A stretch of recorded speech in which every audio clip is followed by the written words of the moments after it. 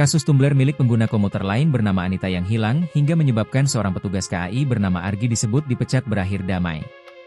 Keduanya dipertemukan dan dilakukan mediasi di kantor KAI Wisata, Stasiun Gondangdia, Jakarta pada Kamis, 27 November 2025. Suami Anita, Alvin menyatakan bahwa persoalan tumbler tersebut kini telah diselesaikan secara damai.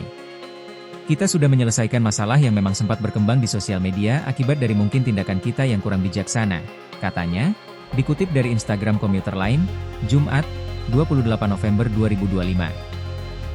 Dirinya mengakui langkah-langkah yang ditempuhnya telah menimbulkan dampak bagi sejumlah pihak. Tak hanya merugikan Argi tetapi juga petugas lain yang menerima surat peringatan. Sementara, Anita pun menyampaikan permintaan maafnya atas utas di triage yang memicu petugas KAI terkena masalah. Minta maaf yang sebesar-besarnya, saya dan Mas Argi sudah saling memaafkan, ucap Anita. Argi juga mengucapkan permintaan maaf kepada Anita dan suami.